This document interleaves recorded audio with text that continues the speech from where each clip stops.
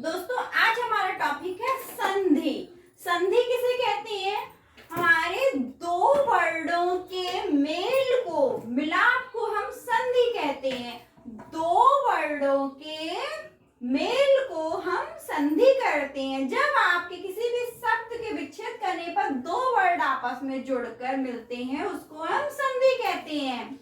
शब्दों को नहीं जोड़ेंगे, किसको जोड़ेंगे? दो वर्डों के मिलाप को, मेल को हम संधि कहते हैं। अब हमारा आया संधि के प्रकार। संधि के प्रकार कितने होते हैं? संधि के प्रकार हमारे तीन होते हैं। कौन कौन से होते हैं?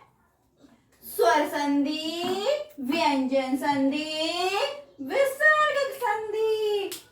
स्वर संधि को हम कैसे पहचानेंगे? स्वर संधि का विच्छेद करने पर, हमारा शब्द विच्छेद करने पर जो हमारे दोनों तरफ दो स्वर आएंगे, दो स्वरों के मिलाप को हम स्वर संधि कहते हैं। इसमें एक भी व्यंजन नहीं होगा, कोई भी विसर्ग नहीं होगा। व्यंजन संधि कैसे कहते हैं? जिसमें एक तो स्वर होगा और एक व्यंजन होगा, अथवा दो व्यंजन वर्ड के मेल को हम व्यंजन संधि कहते हैं। या तो एक स्वर होगा या एक व्यंजन होगा। विसर्ग संधि किसे कहते हैं?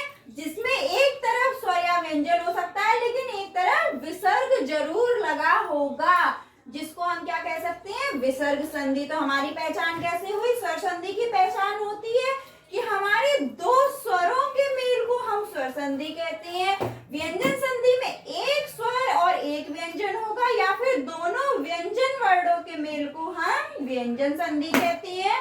विसर्ग संधि में एक तरफ आपका विसर्ग जरूर लगा होगा। इस तरीके से आप अपनी संधि की पहचान कर सकते हैं।